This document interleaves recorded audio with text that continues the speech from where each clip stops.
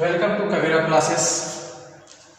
आज कबीरा क्लासेस में फिर से क्लास 10th का पार्ट 6 पढ़ा जाएगा। केमिकल इक्वेशन के बारे में, यानी रासायनिक समीकरण। रासायनिक समीकरण के बारे में जाना जाएगा। इससे पहले वाले जो भी वीडियो बनी है उसमें केमिकल रिएक्शन के बारे में जाना गया था। केमिकल रिएक्शन के प्रकार जाने गए थे, बोर्ड में कैसे क्वेश्चन पूछे जाते हैं पहचान करने के लिए वो बताए गए थे इसके पिछले वाले वीडियो में, जिसको आप कबीरा क्लासेस चैनल को सब्सक्राइब करके अध्ययन कर सकते हैं। आज पार्ट 6 में चलेंगे रासायनिक समीकरण। रासायनिक समीकरण से पहले हम जानना चाहेंगे कि केमिकल्स है क्या। केमिकल्स है क्या, किसे केमिकल्स कहते हैं। तो केमिकल्स का डिफिनीशन कहें तो एक तरह से कहेंगे वे पदार्थ या वे रसायन जिसमें द्रव्य होते हैं और द्रव्य अपने अंदर क्या सम्मिलित किए रहते हैं, लिक्विड, गैस और ठोस अवस्था को सम्मिलित किए रहते हैं, उसी को हम रसायन कहते हैं। तो फिर सुन लीजिए, रसायन का मतलब जिसमें द्रव्य हो, और द्रव्य क्या इंक्लूड करता हो, लिक्विड अवस्था को, सॉलिड अवस्था को एंड गैस अवस्था को अपने अंदर सम्मिलित किए रहता हो, उसी को हम रसायन कहते हैं। और इस रसायन के अंतर्गत जो द्रव्य आ रहे हैं, जो पदार्थ आ रहे हैं, जो लिक्विड, सॉलिड और गैस अवस्था में हो रहे हैं, वो जाहिर सी बात है एलिमेंट्स ही होंगे। क्या होंगे? एलिमेंट्स, तत्व होंगे। तो इन तत्वों को हम क्या कहेंगे? सम्मिलित रूप से रसायन कहेंगे। इस रासायनिक समीकरण में, यानी जो रासायनिक अभिक्रियाएं हो रही हैं, उन अभिक्रियाओं में भाग लेने वाले रसायन या अभिकारक या पदार्थ को सूत्र या प्रतीकों के द्वारा प्रदर्शित करना ही, सूत्र या प्रतीकों के द्वारा प्रदर्शित करना ही रासायनिक समीकरण कहलाता है। जैसे मान लीजिए हम एक एग्जांपल ले रहे हैं यहाँ पर, सिल्वर नाइट्रेट की क्रिया करा दे रहे हैं हाइड्रोक्लोरिक एसिड से, हाइड्रोक्लोरिक एसिड, और बन जा रहा है यहाँ पे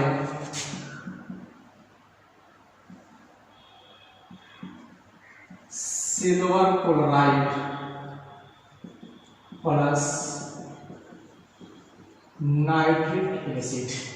ये जो चीजें आपको दिखाई दे रही हैं, जो तीर के बाएं साइड में है, ये आपका होता है रिएक्टेंट, रिएक्टेंट जिसको कहते हैं अभिकारक, जो भिन्न हो सकते हैं, समान भी हो सकते हैं, एक से अधिक भी हो सकते हैं। यहाँ पे जो पदार्थ आपको दिखाई दे रहा है, इसे कहते हैं हम प्रोडक्ट्स, यानी उत्पाद।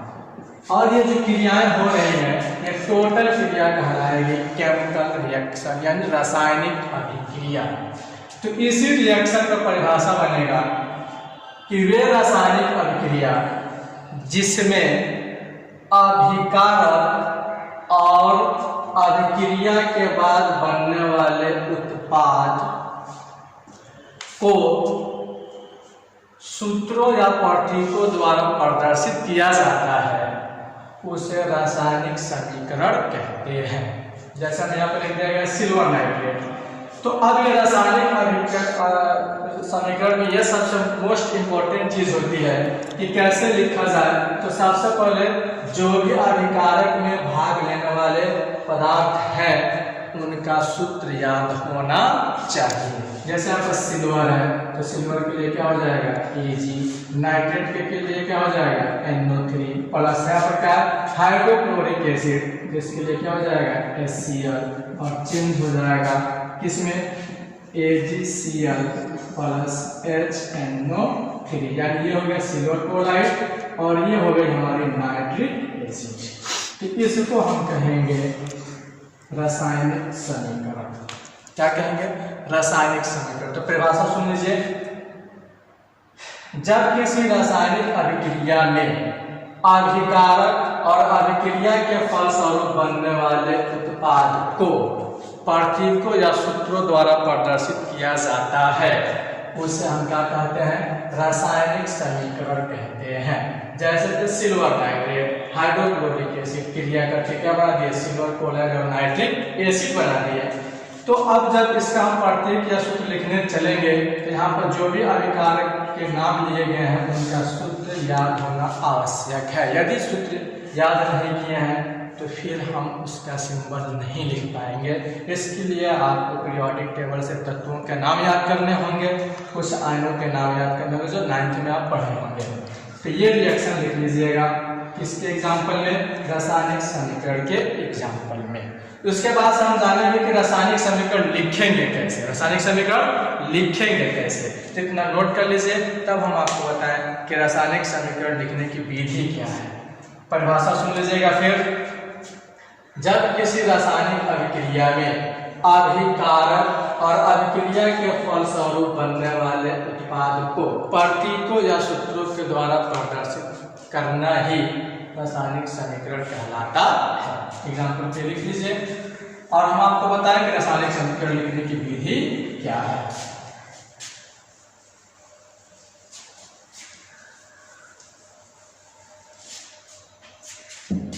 अब हम जानेंगे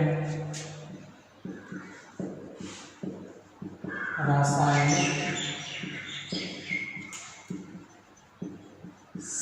समीकरण लिखने की विधि। पॉइंट वाइज कर लीजिए। पहला पॉइंट रासायनिक समीकरण लिखने की विधि में पहला पॉइंट होगा कि किसी भी रासायनिक अभिक्रिया में, किसी भी रासायनिक अभिक्रिया में रासायनिक समीकरण लिखने के लिए, किसी भी रासायनिक अभिक्रिया में रासायनिक समीकरण लिखने के लिए अभिकारक एवं उत्पादों के सूत्रों का ज्ञान होना आवश्यक है। पहला पॉइंट, किसी भी रासायनिक अभिक्रिया में रासायनिक समीकरण लिखने के लिए अभिकारक और उत्पादकों की सूत्र ज्ञान आवश्यक है। पहला पॉइंट हो गया। दूसरा पॉइंट हम जानेंगे अब क्या करना है। दूसरा पॉइंट में है, नोट करिए, केमिकल समीकरण में पदार्थ सदैव अणु के रूप में लिखे जाते हैं। किस रूप में? रासायनिक समीकरण में, यानी केमिकल इक्वेशन में जो भी पदार्थ होते हैं वो अणु के रूप में लिखे जाते हैं। जैसे में अगर जो आपको कह दिया जाए हाइड्रोजन, नाइट्रोजन, ऑक्सीजन etc, अब ये नाम दे दिया गया है रासायनिक समीकरण में, तो लिखने के विधि में दूसरा पॉइंट क्या कह रहा है कि सदैव आणविक अवस्था में होनी चाहिए, अणुओं की अवस्था में होना चाहिए। तो हम हाइड्रोजन का अणु के रूप में कैसे लिख दें, H, इसको लिख दें N, इसको लिख दें O। ये ऐसा मेथड नहीं है, ये गलत मेथड है। आणविक अवस्था में कब होंगे, जब H2, N2 और O2। ये जो है ये आणविक अवस्था है। कौन सा अवस्था है? आणविक अवस्था है। ये परमाणविक अवस्था है। कौन सा अवस्था है? परमाणविक अवस्था है। तो रासायनिक समीकरण लिखते समय पदार्थों को हमेशा किस रूप में लिखेंगे? आणविक रूप में लिखेंगे, अणु के रूप में लिखेंगे, न कि परमाणु के रूप में लिखेंगे। ये मेथड आपका क्या हो जाएगा? गलत। ये मेथड क्या है? सही है। ये जो अणु है ये सब के सब डाई एटॉमिक्स हैं। क्या है? डाई एटॉमिक्स, यानी द्विपरमाणविक अणु है। तो द्विपरमाणविक अणु क्या है आप जान लीजिए कि ये दो परमाणुओं से मिलकर अणु बनाते हैं, दो परमाणुओं से मिलकर अणु बनाते हैं। और वे परमाणु समान भी हो सकते हैं और भिन्न भी हो सकते हैं। तो डाई एटॉमिक्स मतलब वे अणु जो दो भिन्न अणुओं से मिलकर एक अणु का निर्माण करते हैं। दो परमाणुओं से मिलकर एक अणु का निर्माण करते हैं, क्या कहते हैं? डाई एटॉमिक्स कहते हैं। अब ये दो प्रकार के होते हैं। कौन कौन? सम परमाणु अणु और दूसरा होता है विषम परमाणु अणु। समपरमाणु अणु में समान परमाणु ही मिलके अणु का निर्माण करेंगे तो क्या कहलाएगा? समपरमाणु अणु, या इसको कह सकते हैं होमोन्यूक्लियर मॉलिक्यूल्स। Homonuclear molecules. यहाँ पर कार्बन धन ऑक्सीजन मिलकर क्या बना दिया? CO।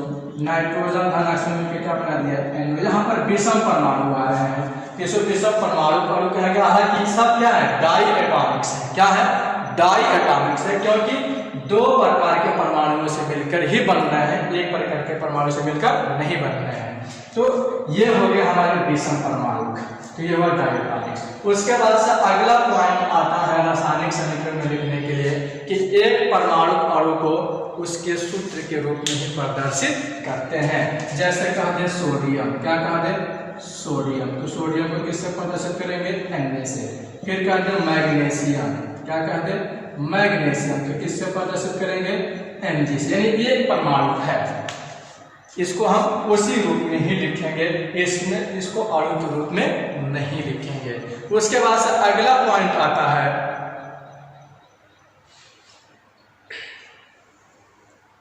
इतना पॉइंट नोट कर लीजिए कि क्या हुआ?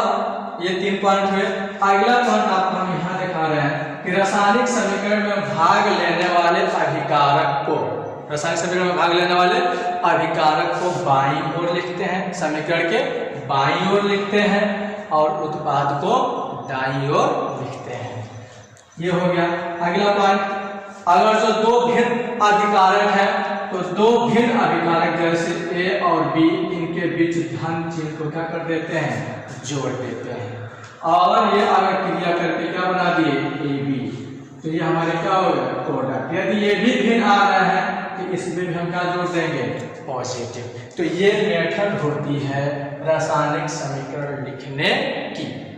तो हमने कहा कि अभिकारक को हमेशा समीकरण के बाईं ओर लिखते हैं, दो भिन्न अभिकारक हैं तो उनके बीच धन जोड़ देते हैं। ठीक उसी तरह अभिक्रिया के बाद समीकरण के दाहिने ओर उत्पाद को लिखते हैं, और दो भिन्न उत्पाद हो तो उसमें धन जोड़ देते हैं।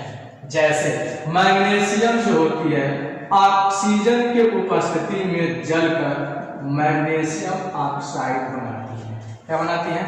मैग्नीशियम ऑक्साइड बनाती है। यहाँ पर अभिकारक दो तरह के हैं तो धन जुड़ गया, लेकिन ये जुड़ के क्या बना रहे? Magnesium oxide. अब उत्पाद बन गया। क्या बन गया? आप कहें कि सर कह रहे हैं कि बीच में धन जोड़ दे, तो इसमें भी धन जोड़ दे। नहीं, जब दो भिन्न उत्पाद आएंगे तब धन जोड़ा जाएगा, समान में नहीं जोड़ा जाएगा। तो ये मेथड है रासायनिक अभिक्रिया लिखने की।